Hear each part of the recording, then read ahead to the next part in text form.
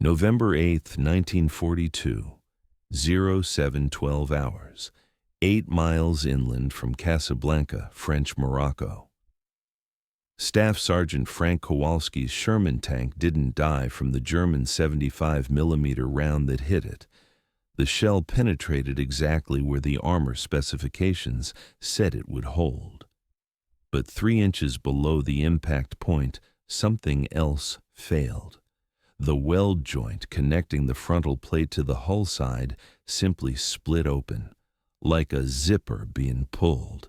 The entire frontal armor section separated from the hull structure in a catastrophic failure that killed both drivers before Kowalski understood what had happened.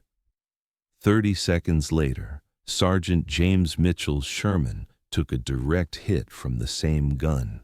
Same range, same angle, nearly identical impact point. The round shattered against the armor without penetrating. Mitchell's tank kept fighting while Kowalski's crew evacuated under fire, running for cover behind the one Sherman that shouldn't have survived but did. 2 tanks, same manufacturer, same specifications, same battle, 1 crew dead, 1 crew alive, and nobody in the U.S. Army could explain why. Before we dive in, make sure to hit subscribe for more hidden stories where the difference between survival and death came down to technical details the manuals never mentioned.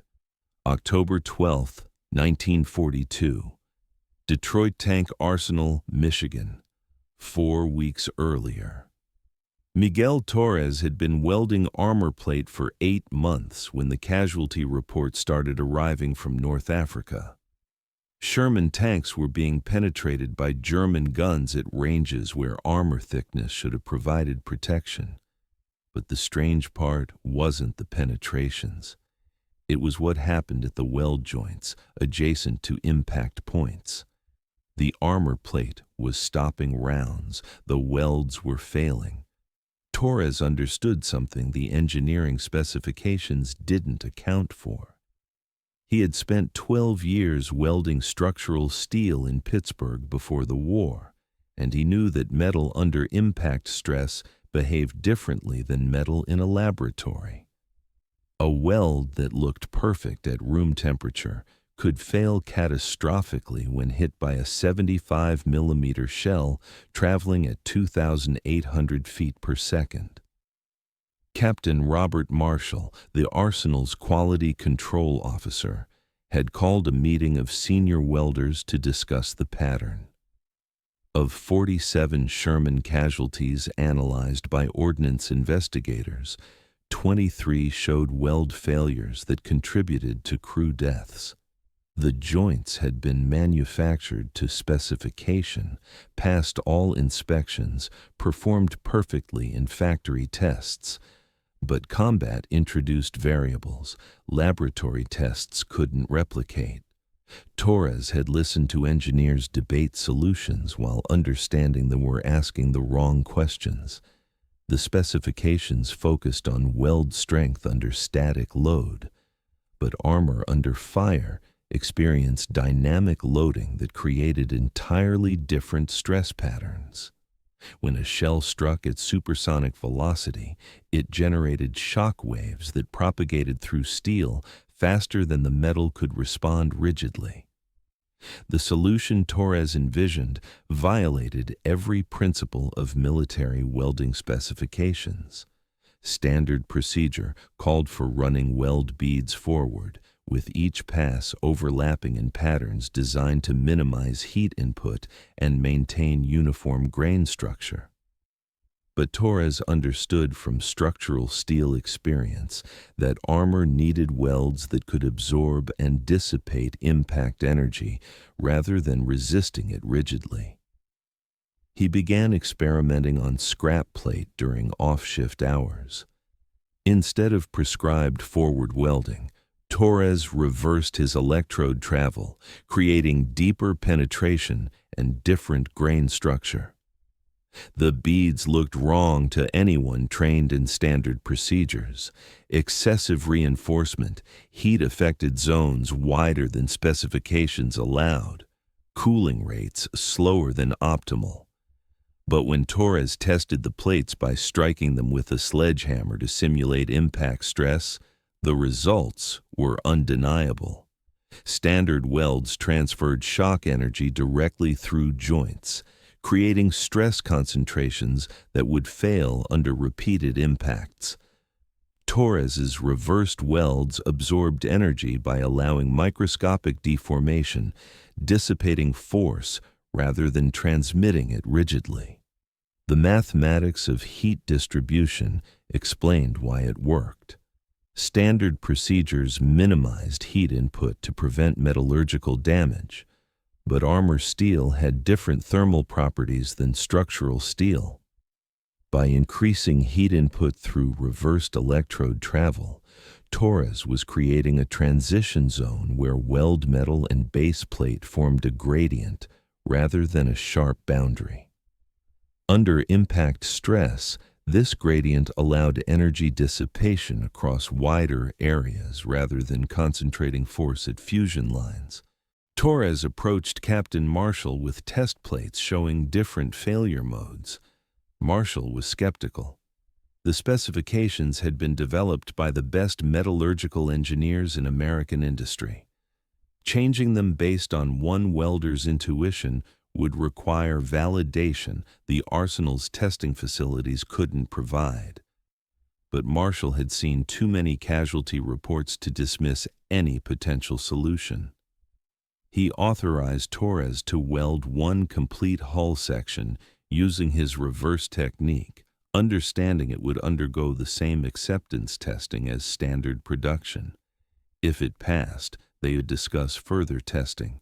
If it failed, Torres would return to standard procedures and never mention his experiments again.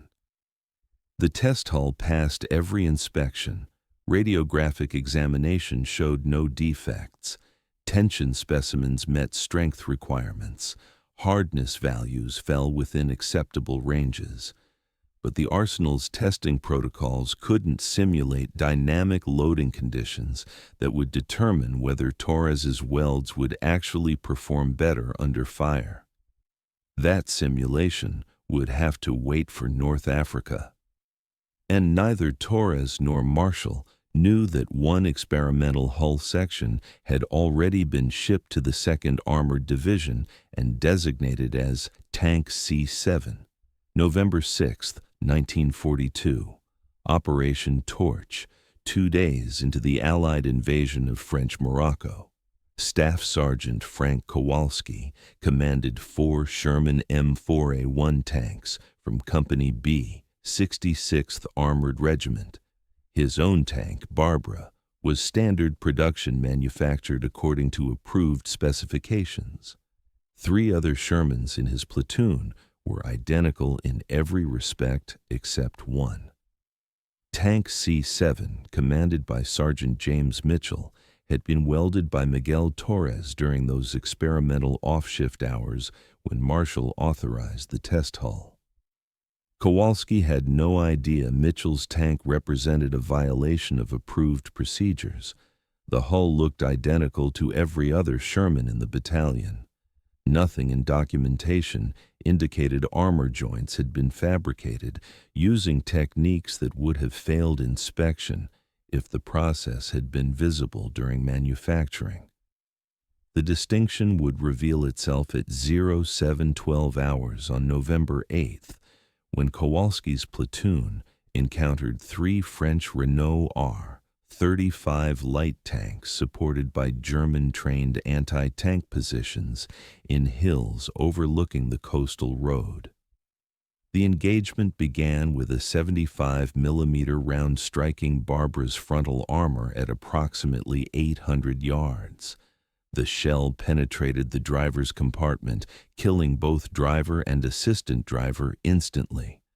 But the catastrophic failure occurred not at impact point, but at the weld joint 3 inches below it. Shock stress propagated through armor plate and concentrated at the fusion line where welded joint connected frontal plate to hull side. The weld failed along its entire length, allowing frontal armor to separate partially from hull structure. Barbara was combat ineffective. Kowalski's surviving crew evacuated under fire, while German rounds continued impacting around their disabled tank. Mitchell's tank moved up to support and took a direct hit from the same 75mm gun at almost identical range and angle. The shell struck frontal armor approximately 4 inches above the driver's position, but instead of penetrating, the round shattered against the plate. Its energy dissipated through armor rather than punching through. The tank continued advancing, returning fire with its 75mm gun, while Kowalski's crew ran for cover behind Mitchell's hull. The second round hit Mitchell's tank 30 seconds later, impacting the lower glacis where frontal armor met the belly. Standard procedures would have created stress concentration at this joint that often led to catastrophic failure when rounds struck near fusion lines. But Torres's reversed welds absorbed impact energy. The weld metal deformed microscopically to dissipate force rather than failing rigidly. Mitchell's Sherman continued fighting. By 07:30, the engagement was over. 1 French R-35 destroyed, remaining 2 withdrawing. German-trained anti-tank crew abandoning position under accurate Sherman fire. But the real revelation came when ordnance officers examined both tanks in the maintenance depot. November 9, 1942. Tank Maintenance Depot, Casablanca. Captain Thomas Wright from 2nd Armored Division's Ordnance Section photographed damage to both Shermans, documenting different failure modes. Barbara's frontal armor showed clean penetration surrounded by catastrophic weld failure that split along entire joint length. Mitchell's tank showed 2 impact craters where shells struck and shattered without penetrating, with no visible damage to weld joints despite proximity of both hits to welded seams. Wright's initial assumption was that Barbara had been hit by a more powerful gun, or the angle of impact had been more favorable for penetration. But ballistic analysis showed both tanks had been engaged by the same 75mm weapon at nearly identical ranges and angles. The difference in outcomes couldn't be explained by external factors. It had to be something in the tanks themselves. The investigation that followed required complete fabrication records for both Shermans. The paperwork trail led back to Detroit Arsenal, where Captain Marshall received an urgent telegram asking for detailed welding procedures used on Tank C7's hull. Marshall's response was carefully worded. Hull C7 manufactured using experimental welding technique. Operator M. Torres. Procedure not documented in standard specifications. Request guidance on disclosure. The response from Theater Ordnance Command came back within 6 hours. Full disclosure required immediately. 3 additional Sherman casualties this week showing weld failures. Need technical details urgent. Miguel Torres found himself on a C-47 transport to North Africa 3 days later, carrying technical documentation he had compiled during off-shift experiments. If Mitchell's Sherman had failed catastrophically, Torres would be facing court-martial for violating military specifications and potentially compromising structural integrity of a tank sent into combat. Instead, he was being asked to explain how his unauthorized technique had produced armor joints stronger than approved specifications. November 18, 1942. Captured French maintenance facility outside Casablanca. The demonstration Torres conducted for theater ordnance officers took place with 2 identical armor plate sections welded using different techniques. Standard procedure showed perfect bead appearance, uniform heat-affected zones, metallurgical properties meeting all specifications.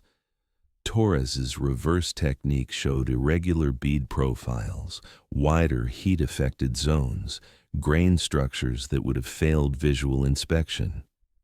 Torres struck both plates with measured hammer blows to simulate impact loading.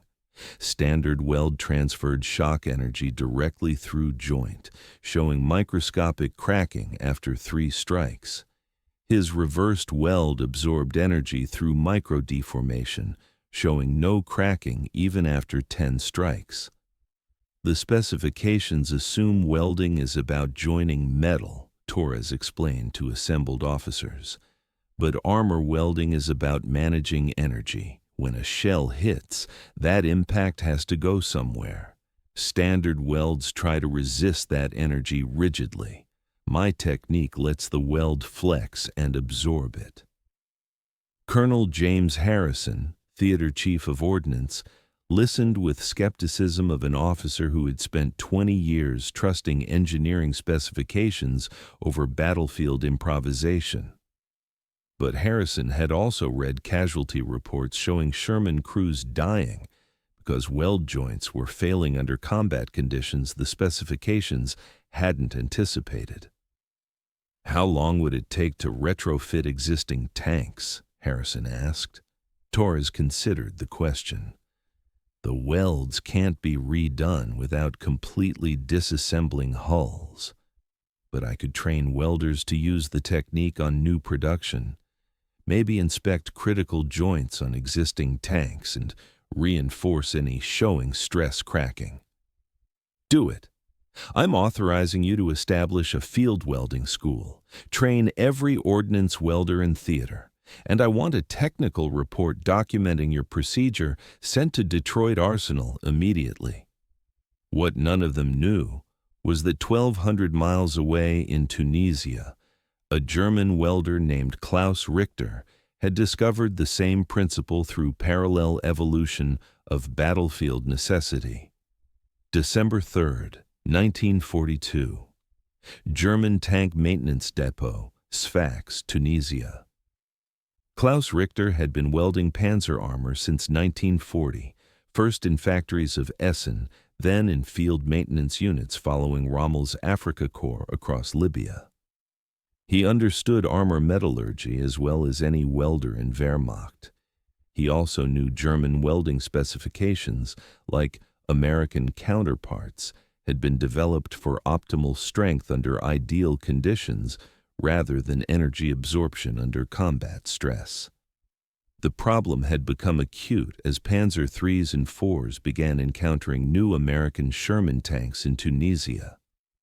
German 75mm L-43 could penetrate Sherman armor at normal combat ranges, but return fire from American 75mm guns was creating unexpected damage patterns on German armor. Hits that should have been stopped by face-hardened plate were creating weld failures that compromised entire hull sections. Richter had begun experimenting with techniques that prioritized energy dissipation over maximum joint strength. His approach differed from Torres's in specific electrode travel pattern, but underlying principle was identical. By allowing weld metal to absorb and dissipate impact energy through controlled deformation, he was creating joints that protected crews even when armor plate itself was stressed beyond design limits. The first Panzer IV retrofitted with Richter's technique had taken 3 hits from Sherman's 75mm guns during a skirmish near Taburba on November 29th. Armor had held. Welds had flexed rather than failing. Crew returned safely to German lines. Subsequent examination showed same energy dissipation patterns Torres had documented in Morocco. The parallel discovery would remain unknown to both welders for another 6 months. But mathematics of impact stress and energy dissipation were universal. Metal under combat loading followed same physical principles, regardless of which army manufactured it. February 14, 1943. Kasserine Pass, Tunisia. The German offensive that would become the first major test of American armored forces in North Africa began with panzer units smashing through defensive positions. Initial attacks were devastating. Sherman tanks, many equipped with standard production welds, took heavy losses as German 75mm and 88mm guns found ranges where they could penetrate frontal armor. But scattered among American battalions were tanks retrofitted with Torres's welding technique over the previous 3 months. These Shermans showed markedly different survival patterns, taking hits that destroyed standard production tanks, but continuing to fight with crews intact. Lieutenant Robert Hayes commanded a platoon of 4 Shermans from the 1st Armored Division. 2 of his tanks had been retrofitted with Torres's welds 3 weeks earlier. The other 2 were standard production. When his platoon engaged German Panzer IVs on the morning of February 15th, the mathematical difference between energy dissipation welding and standard specifications became brutally clear. Both standard production tanks were hit within first 5 minutes. Both suffered catastrophic weld failures that killed or wounded crew members, even when armor penetration was incomplete. The retrofitted tanks took multiple hits and kept fighting. Hayes watched from his turret as German rounds struck his frontal armor and shattered without penetrating. Impacts felt like sledgehammer blows transmitted through hull structure, but weld joints held. By the time engagement ended 40 minutes later, Hayes's 2 retrofitted tanks had survived 6 hits between them.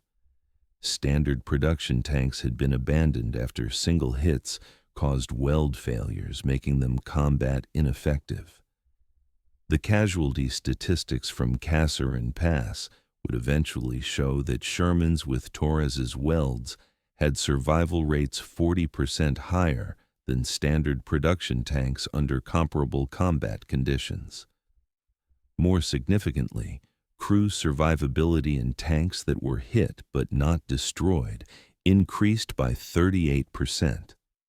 But the most significant discovery came 3 days later when American forces overran a German maintenance depot and captured Klaus Richter, along with complete documentation of his welding modifications. February 23, 1943. Secure facility outside Casablanca. Miguel Torres sat across a table from Klaus Richter, separated by an interpreter who quickly became unnecessary. As both men discovered, they spoke the same technical language, even if native tongues differed. The meeting had been Captain Marshall's idea. 2 welders, enemy soldiers, who had independently discovered the same solution to the same problem. The conversation started awkwardly. 2 combatants brought together by unlikely technical coincidence. But tension dissolved as soon as Richter sketched his electrode travel pattern and Torres recognized the same energy dissipation principle he had discovered in Detroit. They spent 6 hours comparing techniques, documenting differences, discussing why metallurgy worked even though theory said it shouldn't. The textbooks are written for static structures, Richter explained through interpreter, though his English was functional enough that Torres understood without translation. But combat loading is dynamic. Stress rates are thousands of times faster than anything laboratory tests simulate. We need welds that behave differently at those speeds.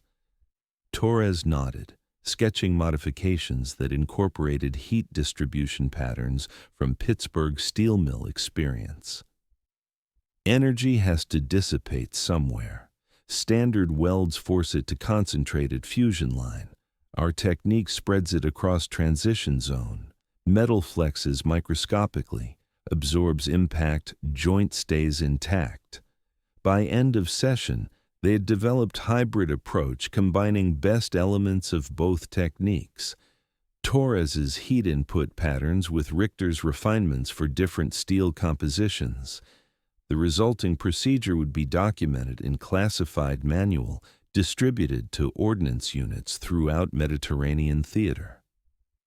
The manual made no mention of Klaus Richter's contribution for security reasons, but Torres knew, and Marshall knew, that some of the best innovations came from understanding that technical problems transcended nationality. June 1943. Detroit Tank Arsenal. The revised welding specifications that arrived from Theater Ordnance Command created immediate resistance among production engineers.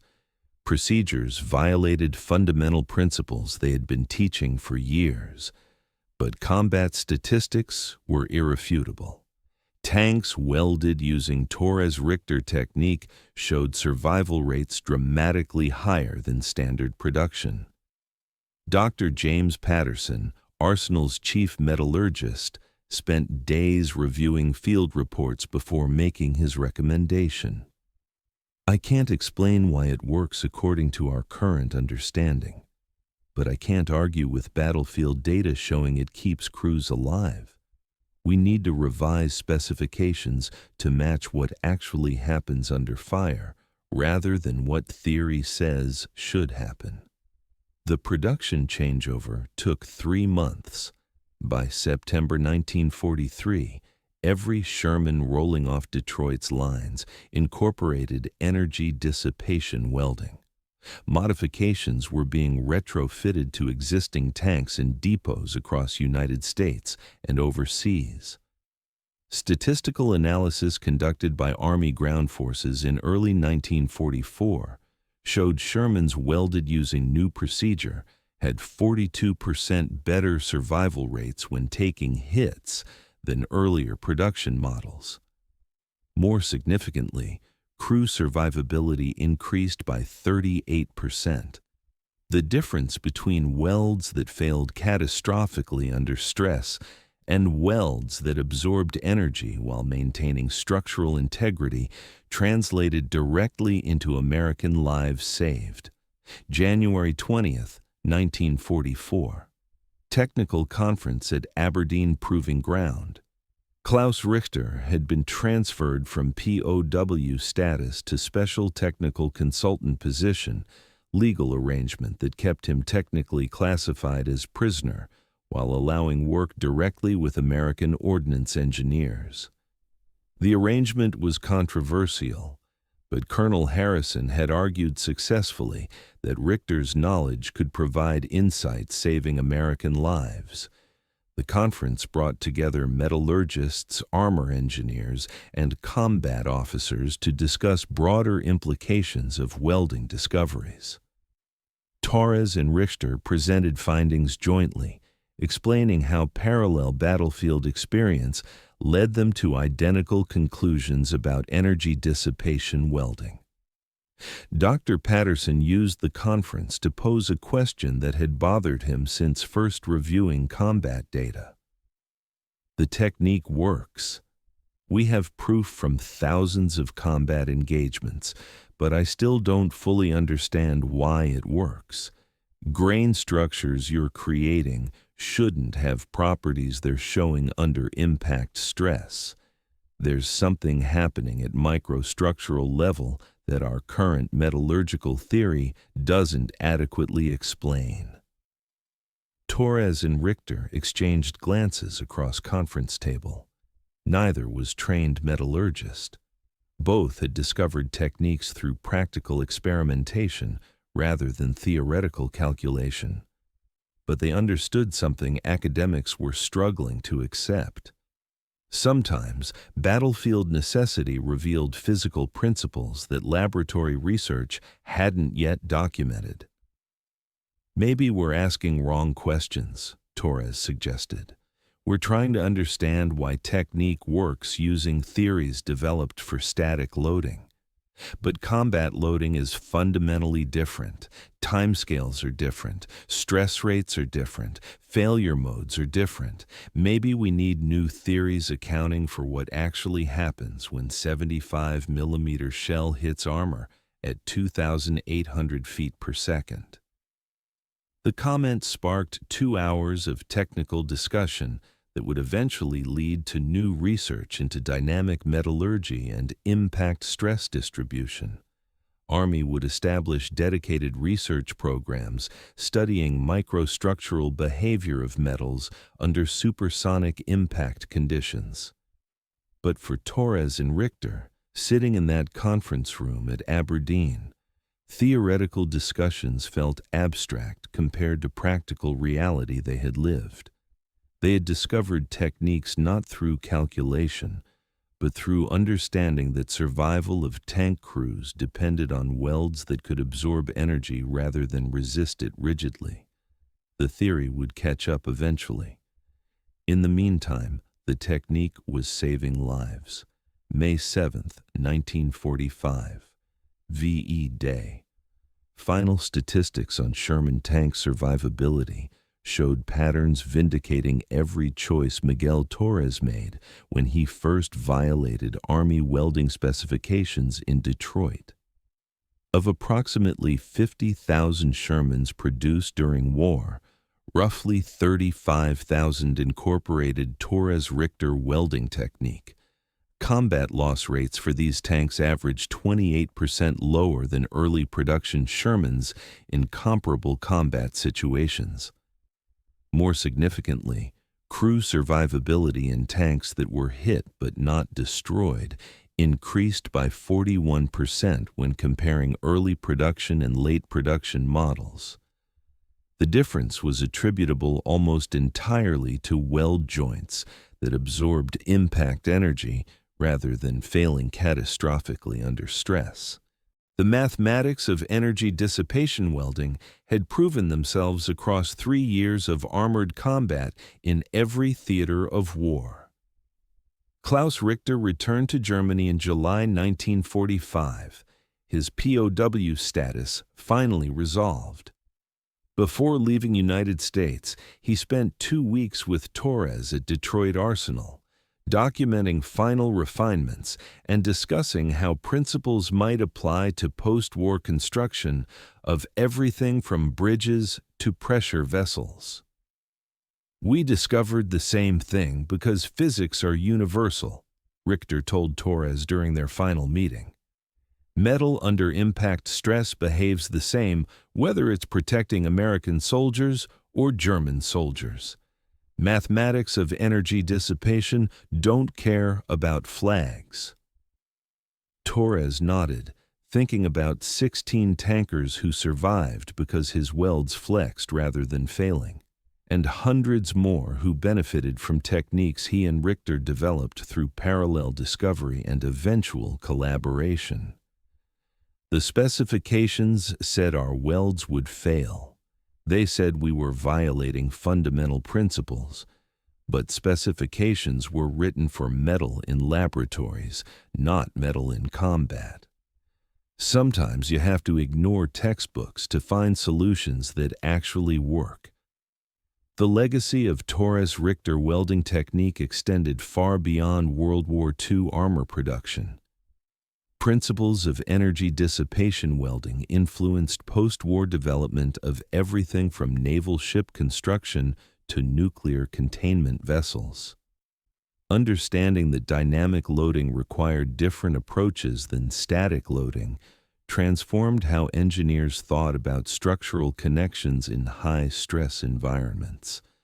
But perhaps most significant legacy was recognition that battlefield innovation could drive technical progress faster than traditional research and development.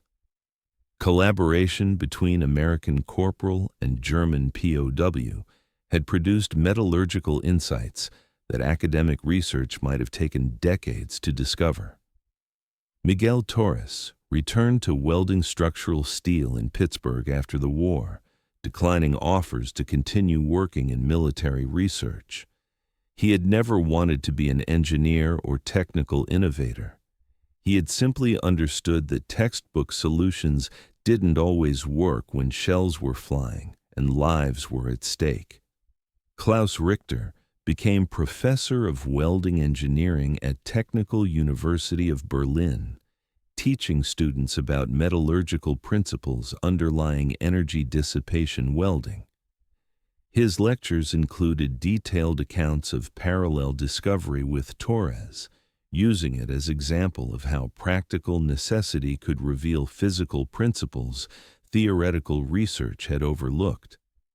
The tanks they helped build fought in Korea, then sat in reserve storage for decades as Cold War deterrents. Some were still in service in the 1980s, their armor joints holding together long after original crews had retired or died. The welds that every manual said would fail had proven more durable than anyone predicted. Not because they followed specifications, but because they understood physics of what metal needed to do under fire, the impossible welds that saved thousands of lives, made possible by understanding that sometimes the best solution is the one that violates every rule, because the rules were written for conditions that combat never matched.